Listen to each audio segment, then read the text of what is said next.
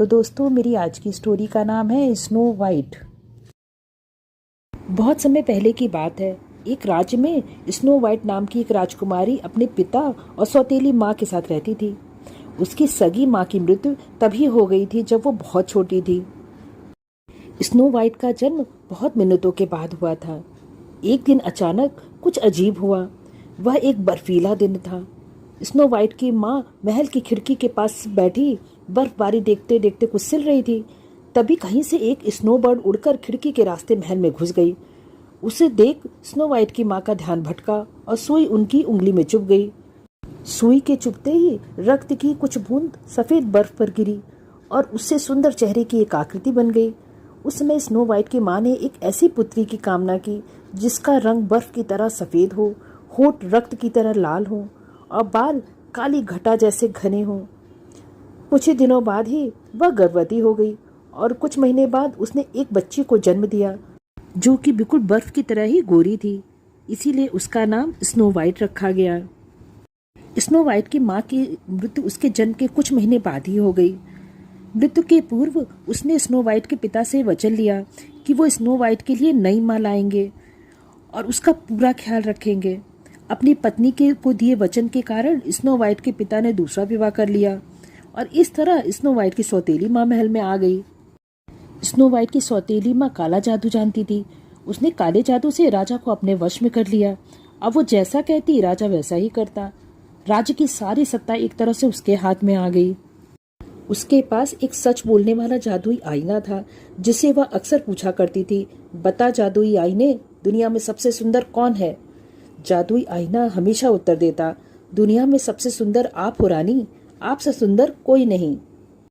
ये उत्तर सुनकर वह बहुत खुश हुआ करती थी। धीरे धीरे अपनी सुंदरता के प्रति उसका घमंड बढ़ता गया। उसे किसी और का खुद से अधिक सुंदर कहलवाना गंवारा नहीं था। इधर समय गुजरता जा रहा था और गुजरते समय के साथ स्नो वाइट बड़ी हो रही थी। जैसे जैसे वह बड़ी हो रही थी उसकी सुंदरता निखरती जा रही थी। अपनी सुंदरता के घमंड में मस्त उसकी सौतेली माँ का कभी इस ओर ध्यान ही नहीं गया। लेकिन एक दिन सब कुछ बदल गया। एक दिन उसने जादुई आईने से पूछा, बता जादुई आईने, दुनिया में सबसे सुंदर कौन है? उसे उम्मीद थी कि हर बार की तरह जादुई आईना उसे ही सबसे सुंदर कहेगा, लेकिन ऐसा नहीं हुआ। जादुई आईना बोला, दुनिया में सबसे सुंदर है स्नो वाइट। यह सुनकर वह स्नो वाइट के प्रति ईर्ष्या से भर गई। दुनिया में सबसे सुंदर बने रहने के लिए उसने स्नो वाइट को मार डालने की योजना बनाई, जिसका जिम्मा उसने अपने एक सैनिक को सौंपा। सैनिक स्नो वाइट को मार डालने के लिए जंगल में ले गया, लेकिन वहां उसका मासूम चेहरा देख उसका हृदय पिघल गया। वह उसे मार नहीं पाया। उसकी सौतेली माँ के बारे में उसको सब कुछ बताते हुए स्नो वाइट को नसीहत दी कि वह कहीं दूर सुरक्षित स्थान पर चली जाए और कभी महल वापस ना आए। वो महल लौट आया और स्नो वाइट की सौतेली माँ को एक मरे हुए सूअर का दिल दिखा दिया। इधर स्नो वाइट जंगल में भटकने लगी। दिन भर इधर उधर भटकने के बाद शाम को वह एक पहाड़ी के पास पहुंची जहां एक छोटा सा घर बना हुआ था। वह 7 बौनों का घर था। स्नो वाइट ने उस घर के दरवाजे पर दस्तक दी, लेकिन किसी ने दरवाजा नहीं खोला।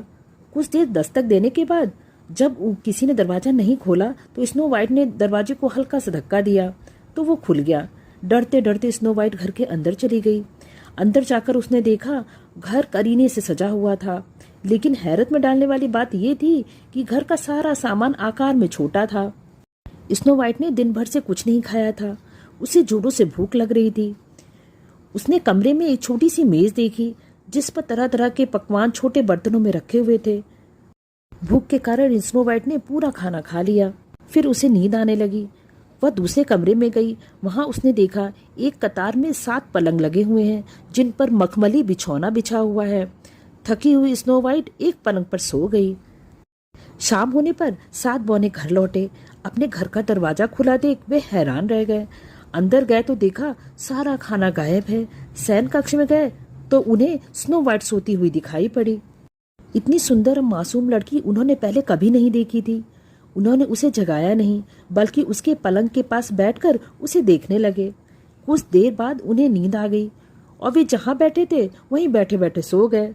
सुबह जब स्नो वाइट की नींद खुली तो पलंग के चारों ओर सोए 7 बौनों को देखकर डर गई और मारे डर के जोर से चीख पड़ी। उसकी चीख सुन सातों बौने भी जाग गए। स्नो वाइट ने डरते डरते पूछा, कौन हो तुम लोग?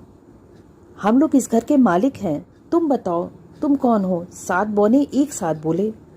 स्नो वाइट ने उन्हें अपना परिचय दिया, अपनी आप बीती सुनाई और यह भी बताया कि वह उनके घर कैसे पहुंची।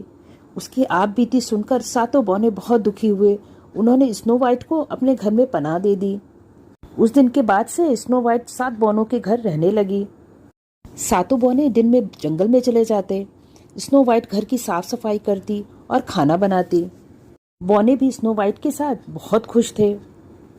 इधर महल में स्नो वाइट की माँ ने चाल चली और उसके पिता को कैद कर दिया। अब वह पूरे राज्य की महारानी बन बैठी। प्रजा उसे महारानी के रूप में स्वीकार करने को तैयार नहीं थी, लेकिन उसके जुल्मों के सामने विवश थी। इस बीच कई दिनों तक स्नो वाइट की सौतेली माँ को जादुई आईने का ख्याल नहीं आया, लेकिन एक दिन जब उसे अपनी प्रशंसा सुनने का मन हुआ तो उसने जादुई आईने से पूछा, बता जादुई आईने, दुनिया में सबसे सुंदर कौन है? सदा सच बोलने वाले जादुई आईने ने उत्तर दिया, दुनिया में सबसे सुंदर है पहाड़ों के पास सात बौनों के घर रहने वाली स्नो वाइट।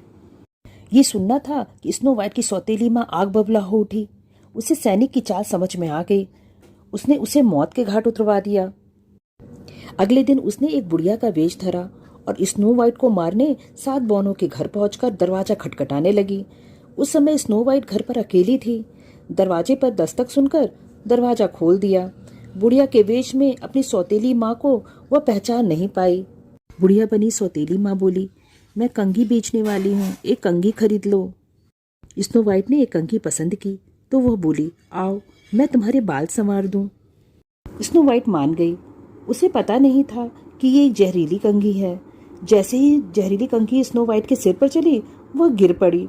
उसकी दुष्ट सौतेली माँ उसे मरा समझकर वहां से चली गई, लेकिन स्नो वाइट मरी नहीं थी, वह सिर्फ बेहोश हुई थी। कुछ ही देर बाद सात बौने घर लौट आए।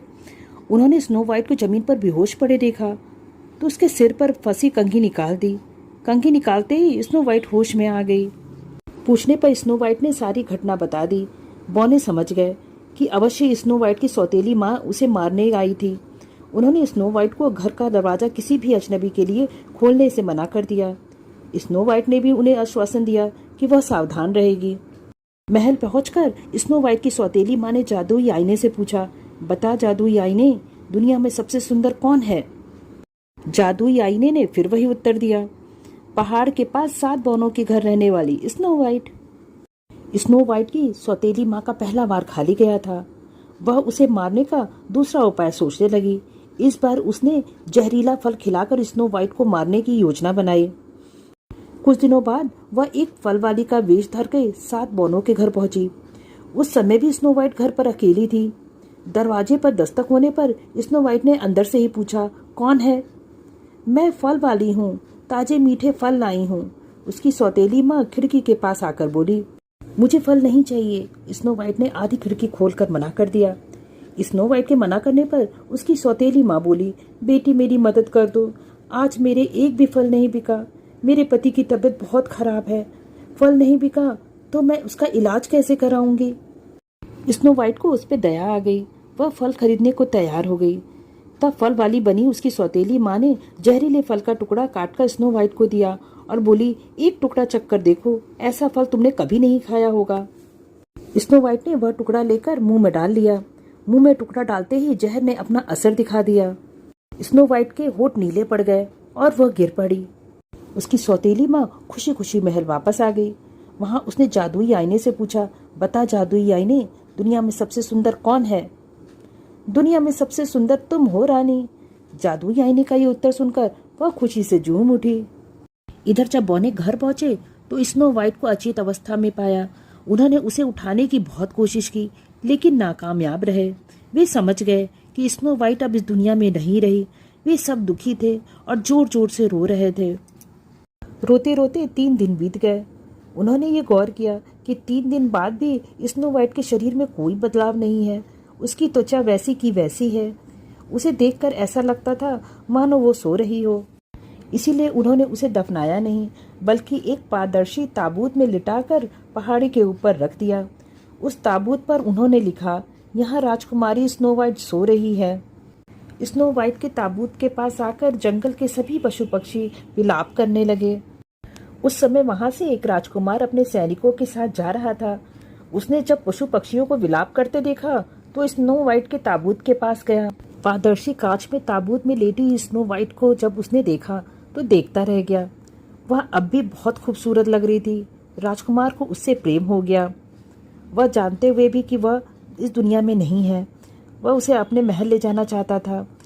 वह बोनो के पास गया और उससे पूछा, क्या मैं स्नो वाइट को अपने साथ ले जा सकता हूँ? नहीं, 7 बौने एक स्वर में बोले। राजकुमार ने उन्हें तरह तरह की चीजों का लालच दिया, लेकिन बौने नहीं माने। तब राजकुमार ने उन्हें बताया कि उसे स्नो वाइट से प्रेम हो गया है। भले ही उसमें अब जान नहीं रही, लेकिन फिर भी वह उसे अपने पास रखना चाहता है, क्योंकि वह अब उसे देखे बिना नहीं रह सकता। स्नो वाइट के प्रति राजकुमार का प्रेम देख बोनो का दिल पसीज गया और उन्होंने स्नो वाइट को ले जाने की अनुमति दे दी। राजकुमार ने अपने सैनिकों से स्नो वाइट का ताबूत उठाकर महल की ओर चलने को कहा। सैनिकों ने वैसा ही किया। वे कुछ ही दूर चले थे कि एक सैनिक का पैर किसी पत्थर से टकराया और वो लड़खड़ा गया। उसके लड़खड़ाने से ताबूत हिला और स्नो वाइट के मुंह से दबा जहरीले फल का टुकड़ा बाहर निकल गया। ताबूत के हिलने के कारण सैनिकों ने उसे जमीन पर रख दिया ताकि वे उसे फिर से ठीक तरीके से उठा पाएं। राजकुमार भी ताबूत के पास जाकर स्नो वाइट को देखने लगा। वह उसे करीब से देखना चाहता था, इसीलिए उसने ताबूत के ऊपर का कांच हटवा दिया। राजकुमार ने जब करीब से स्नो वाइट को देखा तो उसकी सुंदरता देख खुद को रोक नहीं पाया और उसके माथे को चूम लिया। जैसे ही उसने स्नो वाइट के माथे को चूमा, स्नो वाइट ने आंखें खोल दी। उसे जिंदा देख राजकुमार बहुत खुश था। उसने बताया कि वह उसे बहुत प्रेम करता है और उससे विवाह करना चाहता है।